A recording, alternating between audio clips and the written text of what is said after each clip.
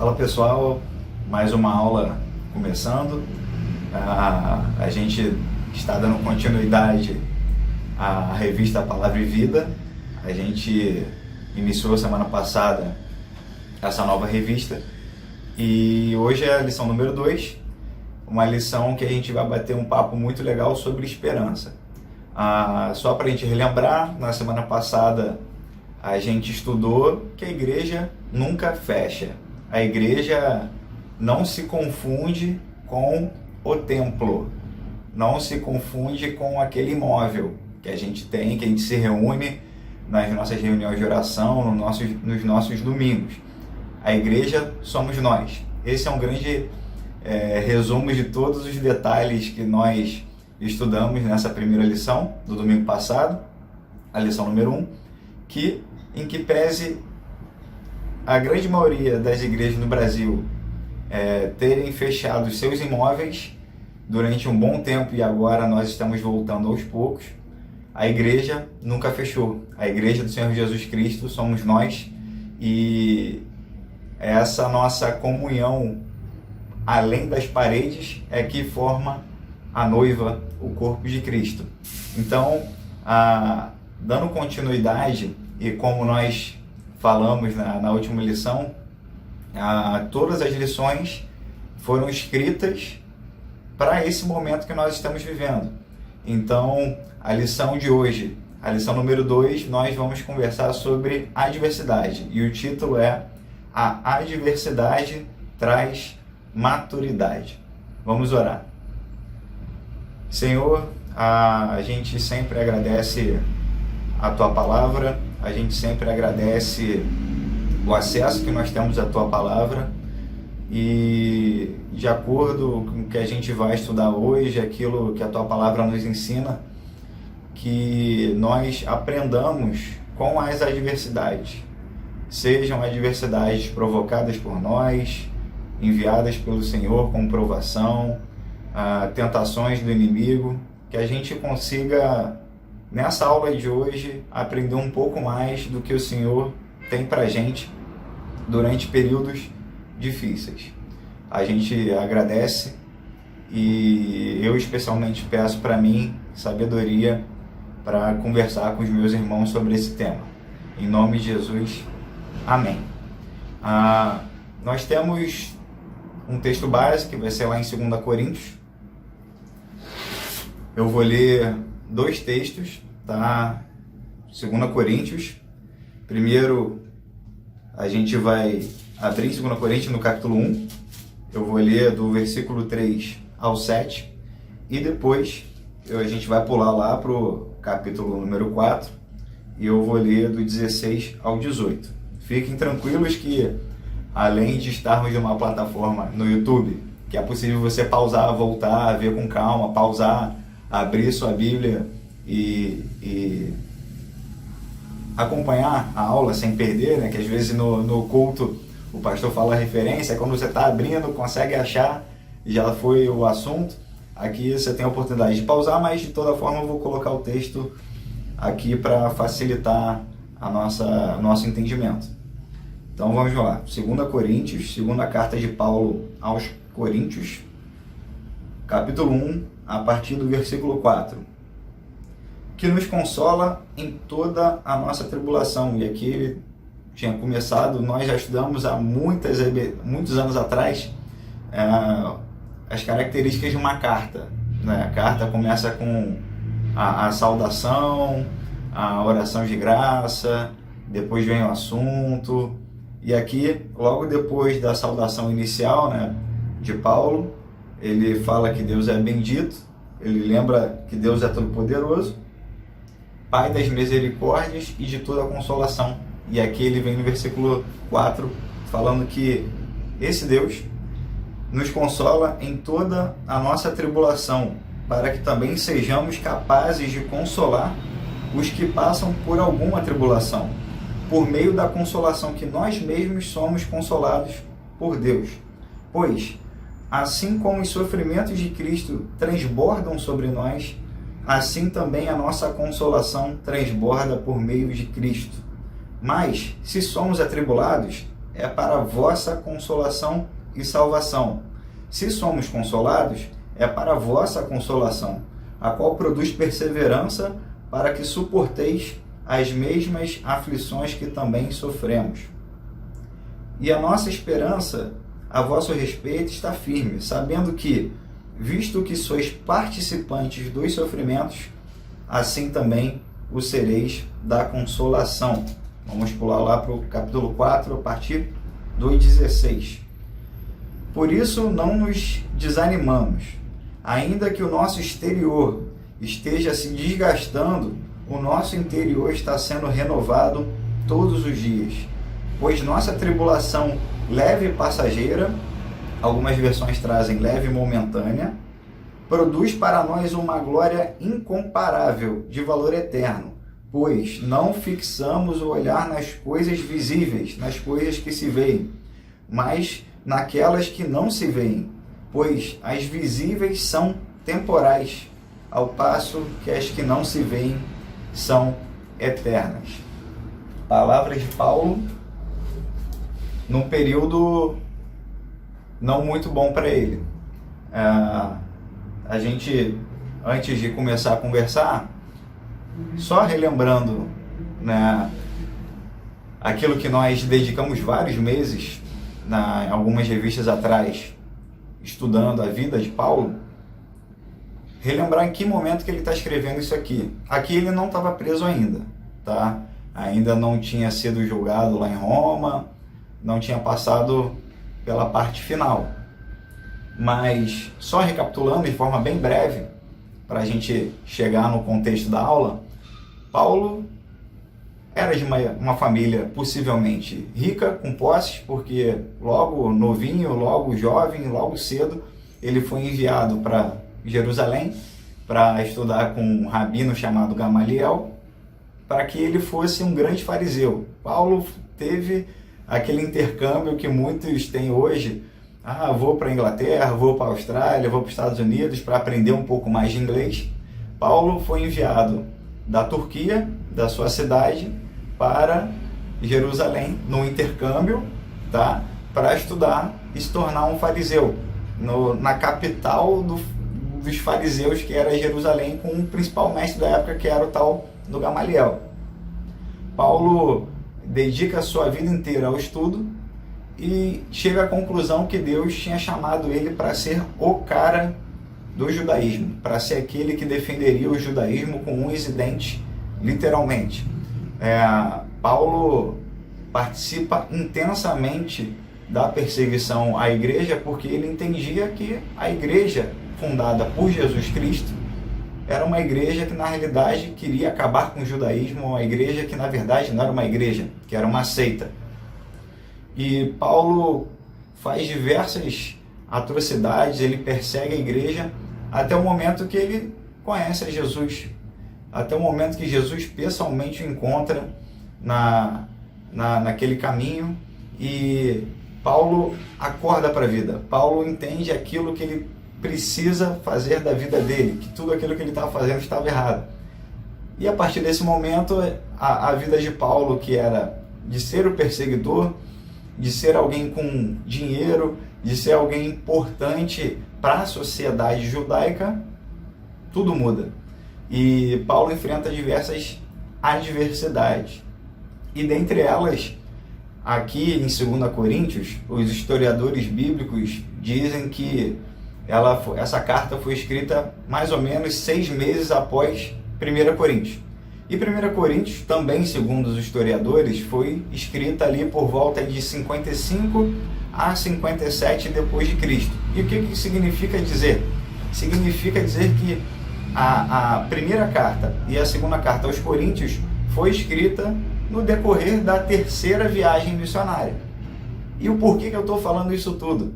Só para te dizer que, nesse momento que Paulo escreve o seguinte: pois toda a nossa tribulação leve e passageira produz para nós uma glória incomparável de valor eterno, e que também diz que, ainda que o exterior esteja sendo destroçado, esteja castigado, esteja cansado, o interior é renovado todos os dias.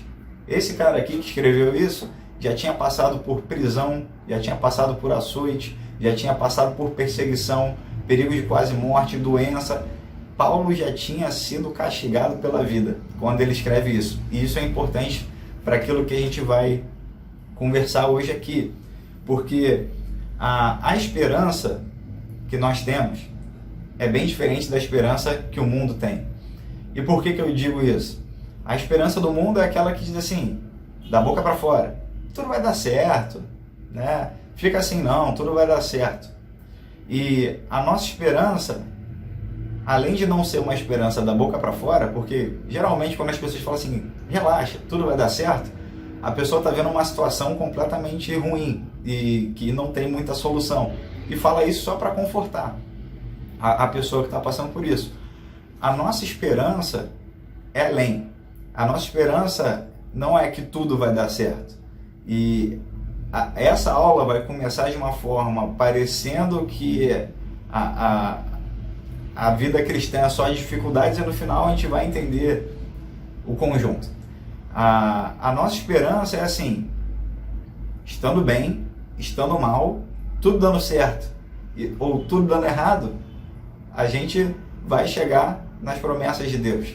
Deus tem a promessa de que Jesus, antes de subir aos céus, deixou a promessa que estaria conosco todos os dias. Então, a nossa esperança não é que tudo vai dar certo. A nossa esperança é que dando certo, dando errado, como Paulo diz, estando vestido, estando nu, comendo ou não comendo, passando fome ou na fartura, Deus, o Senhor Jesus Cristo, está conosco todos os nossos dias. É por isso que a nossa esperança é meio doida.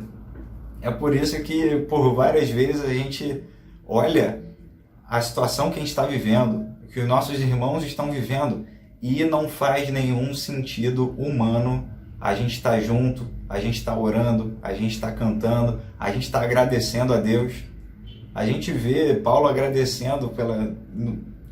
Bendito seja o Senhor Jesus Cristo, Filho do nosso Deus Pai, e escrevendo isso cheio de cicatriz, escrevendo isso depois de ter sido açoitado, várias cartas escrevendo dentro da prisão. Então, a nossa esperança não faz sentido humano. Então, isso já começa a nos diferenciar para aquilo que a gente vai encarar das adversidades da vida. Paulo passou por isso tudo. Logo depois aqui dessa terceira viagem, como nós estudamos nessa revista que nós estudamos a vida de Paulo, há alguns estudiosos bíblicos que entendem que a ida dele para Roma, a prisão dele lá na Itália, lá em Roma, foi como uma última viagem missionária dele. Nós temos, oficialmente, 3 viagens missionárias de Paulo. Só que a forma com que se deu, porque ele foi para Roma porque Deus tinha isso para a vida dele. Ele sabia disso e ele seguiu aquilo que ele entendia que Deus tinha para a vida dele.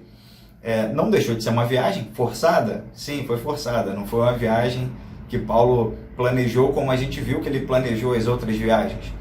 Mas foi uma viagem para uma prisão para ser julgado, e Paulo não deixou de pregar o evangelho. É interessante um detalhe. Lá em Atos 27 é registrado um naufrágio, e é justamente nessa ida para Roma. Nesse naufrágio, Deus deu a capacidade de Paulo se manter calmo, depender da misericórdia dele, de Deus, para que ajudasse aqueles outros tripulantes do navio ali, quem estava ali, a não morrer. Então, a ida de Paulo para a prisão em Roma já trouxe uma adversidade, e Paulo já nos ensina algo ali, que é necessário que durante uma adversidade exista aquele que vai se manter calmo, aquele que vai ouvir o que Deus está direcionando e que vai ajudar outros. Então,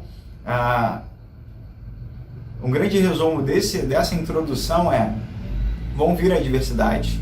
Adversidades vão acontecer do nosso controle ou fora do nosso controle, a gente vai estudar isso, causadas por nós ou não, mas que sempre haverá de Deus a misericórdia e o consolo. E geralmente essa misericórdia, esse consolo vem através da vida dos nossos irmãos. A gente tem estudado da primeira lição, e nós vamos estudar hoje, a maturidade. E a maturidade é algo muito importante para que tanto passemos pelas adversidades, quanto ajudemos os nossos irmãos a passar pela adversidade. E por que eu falei que alguns entendem que essa ida de Paulo a Roma para ser julgado e preso tenha sido a última viagem missionária?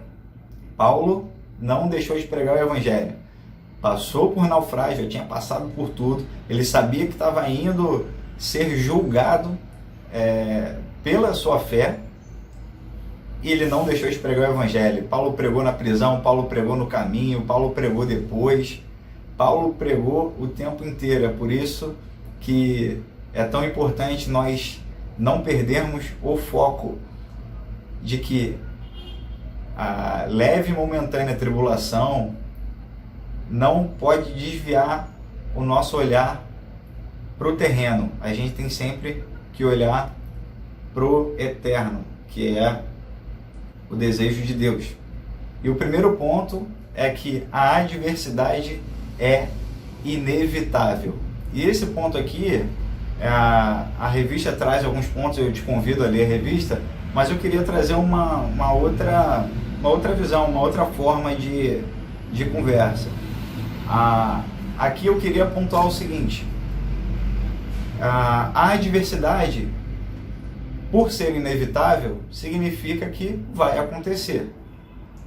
Então, se porventura alguém se dizendo irmão, se dizendo detentor da palavra de Deus, no meio de uma adversidade que você esteja vivendo, fale assim: olha, isso aí está acontecendo na tua vida, não faz sentido para um cristão. Um cristão não fica doente. Se está doente é porque pecou. Ou um cristão não fica desempregado. Tá na promessa de Deus que os nossos celeiros serão fartos. Não faltará comida, não mendigará o pão. Então você está desempregado, tem alguma coisa aí. Ou você pecou, ou você não é cristão, tem alguma coisa na sua vida. E eu queria te dizer com muita certeza, com muito carinho e sem nenhum receio de falar isso: essa pessoa que está falando isso para você não detém a palavra de Deus nos lábios. Não sei se faz isso por maldade, não sei se faz isso por entender errado, não sei se faz isso por ignorância da palavra de Deus, mas essas palavras não são de Deus para a sua vida. A palavra de Deus, como nós já dissemos algumas vezes aqui, diz que a chuva e o sol vêm para bons e vêm para maus. A gente vê, por exemplo, Salmo 73, o salmista revoltado, vendo o ímpio tendo prosperidade, o ímpio crescendo, e depois Deus dá a oportunidade para o salmista ver o final desse ímpio que aqui no terreno, ou que em determinado momento da vida prosperou. Bom, se existe a palavra que nossos celeiros serão fartos, do meu ponto de vista não significa só, pode ser, mas não só do ponto de vista material. Nós temos toda a sorte de bênção nas regiões celestiais por meio do sangue de Cristo. Então, a nossa parada, vamos dizer dessa forma, é espiritual. Aqui a gente pode ter também, não há nenhum problema, mas as promessas na nova aliança são além do físico. As promessas na nova aliança são mais excelentes do que aqui no terreno.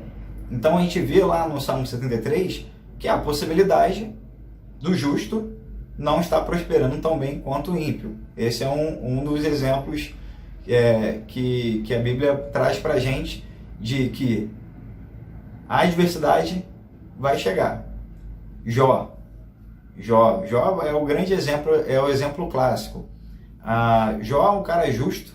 Jó, um cara que Deus, o nosso Deus, Yahvé, apostou com o diabo e que ele não cederia, que ele não seria infiel, que ele não desistiria de ser fiel a Deus. E Deus permite com que o diabo faça isso. Deus permite com que o diabo toque nos relacionamentos familiares, na parte financeira, na parte da saúde dele, apostando que Jó vai conseguir chegar no final fiel a Deus sem perder a fé em Deus. E é interessante que no decorrer do caminho vêm os amigos de Jó, os famosos amigos de Jó. E o que eles veem? Eles veem uma situação de um cara deteriorado, um cara com lepra, com a parte da família morta, já perdendo todos os seus bens. E o que eles chegam à conclusão?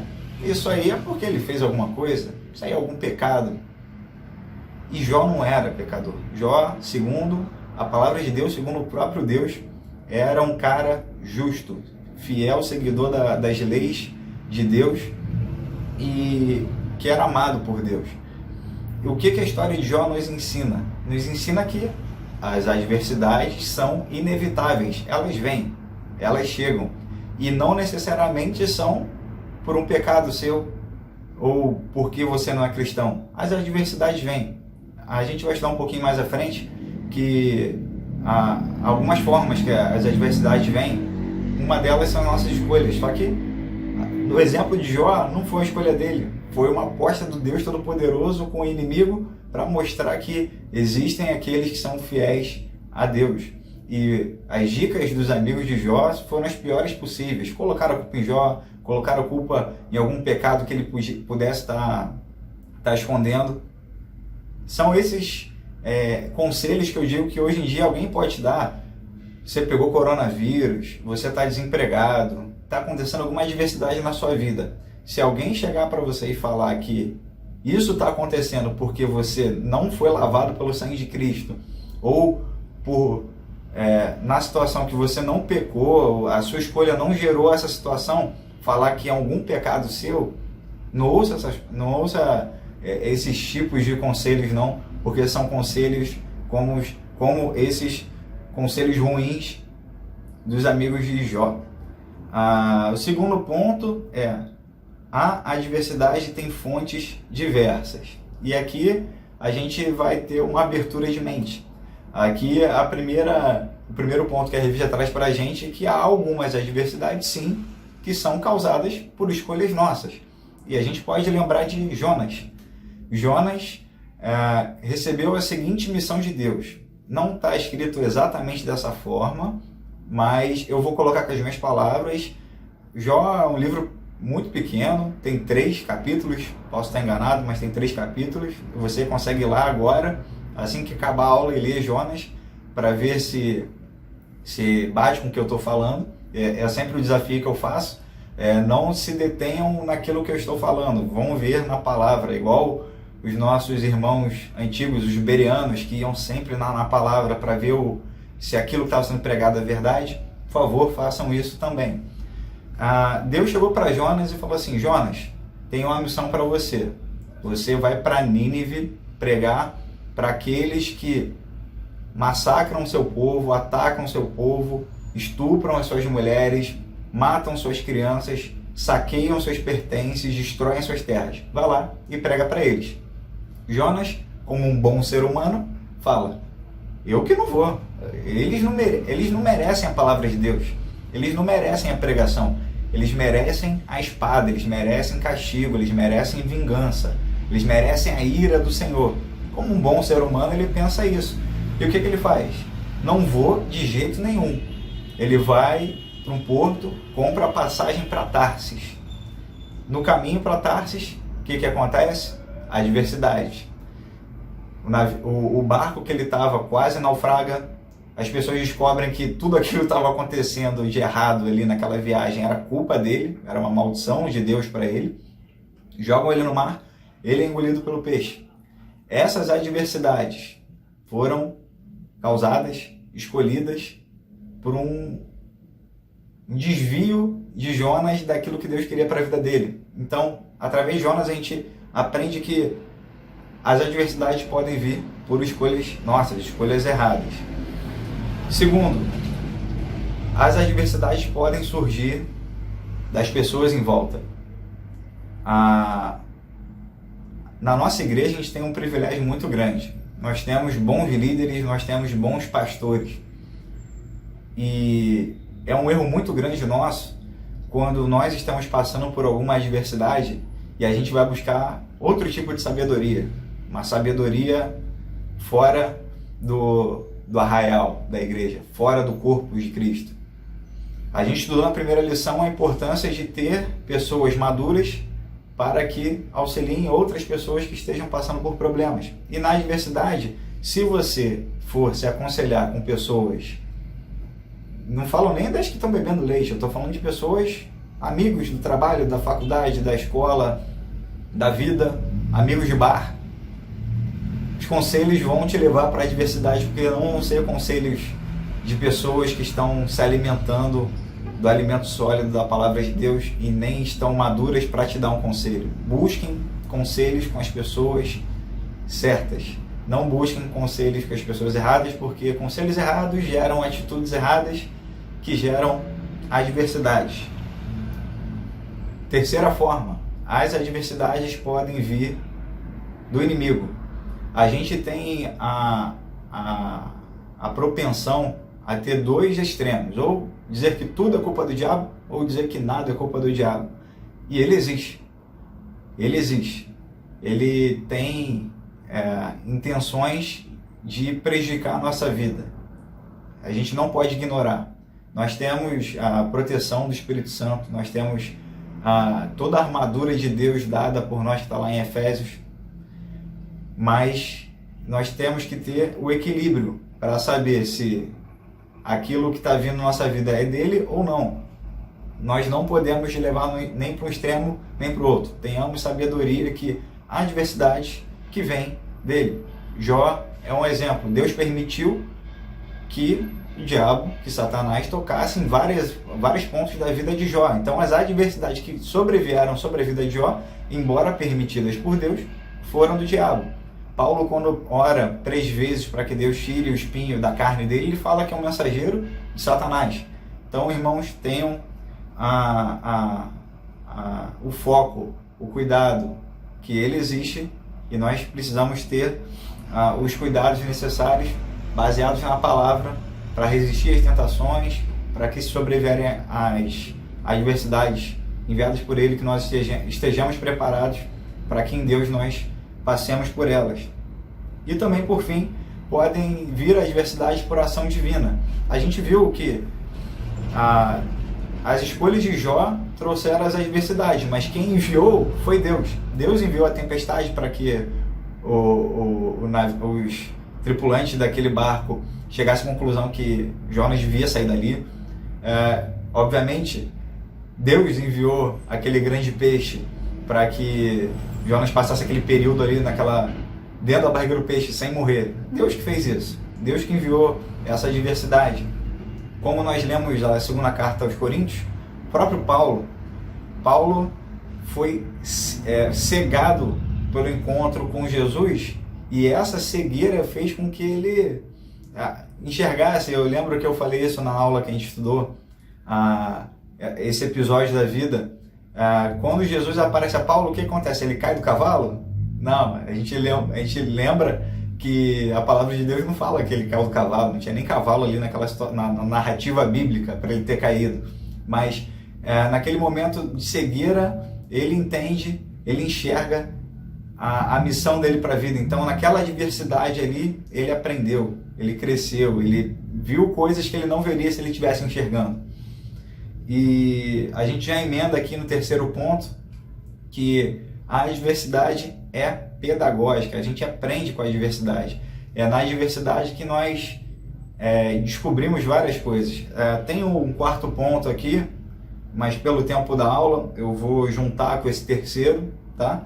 E vou fechar para concluir, por conta da meia hora que eu já estou estourando e eu me comprometi com vocês. Mas na adversidade a gente tem alguns ensinamentos e que desses ensinamentos eu destaco alguns. O primeiro deles é que a gente lembra quem a gente é. A gente lembra que a gente é pó. Eu vou tentar colocar a imagem aqui, eu não sei se vai ficar legal, porque o meu computador não ajuda muito nessas edições que eu tento fazer aqui. Uma imagem comparando o tamanho de vários planetas, do planeta Terra, da Terra para a gente e da gente para um vírus. Um vírus, um ser microscópio, mudou o planeta momentaneamente, porque a gente sabe que o planeta Terra, nós humanos já passamos por várias pandemias, e aquela expectativa de que o novo normal seja eterno não vai ser. A gente vai, em determinado momento, vindo vacina, a gente vai acabar voltando para o nosso normal, colocando dessa forma.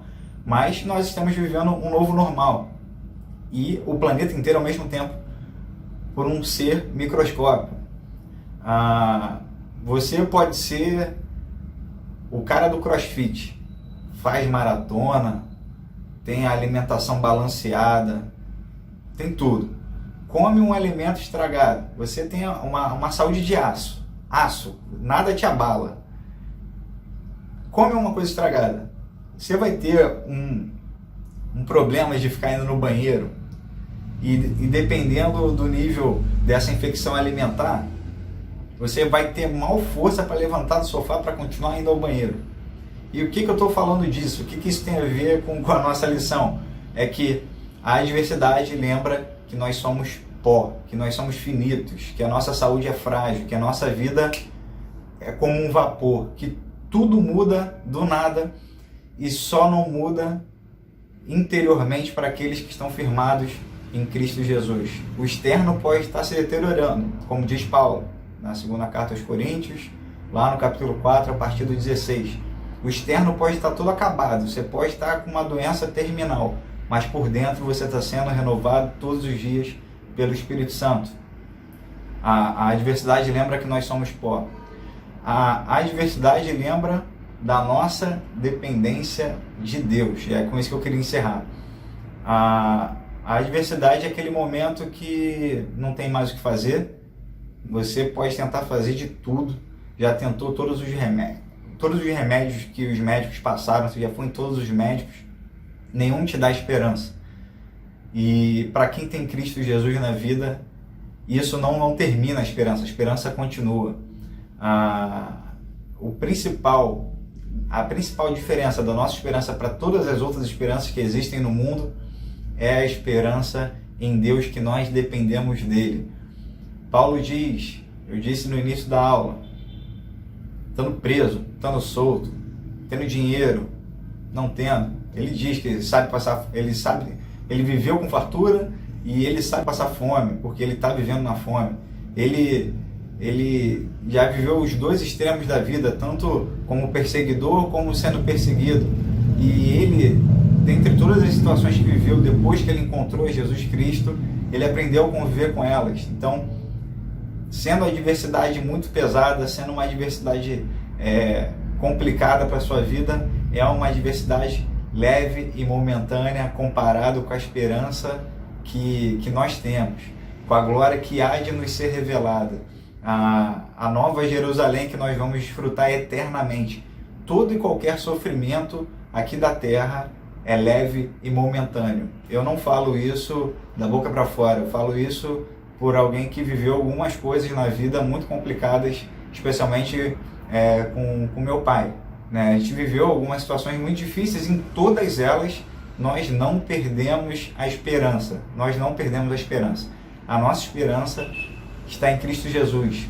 Então, se a adversidade está vindo para a sua vida, se o coronavírus está vindo para o mundo, e coronavírus é uma das adversidades, dentre várias que podem acontecer, ao desemprego, a outros milhões de tipos de doença, a problemas de casamento, a problemas no trabalho, toda e qualquer adversidade é passageira, leve e momentânea. Então, a adversidade é inevitável, a adversidade tem diversos tipos de fonte, dependendo daquilo que está acontecendo na sua vida. Pode ser você, pode ser conselho ruim, pode ser Deus, pode ser o diabo, tem vários tipos. A adversidade traz crescimento, a adversidade traz à luz da nossa mente a realidade. Lembra quem nós somos, lembra a quem nós devemos ter a nossa vida, a nossa esperança, a nossa expectativa, a nossa fé tem que ser firmada em Deus. Amém?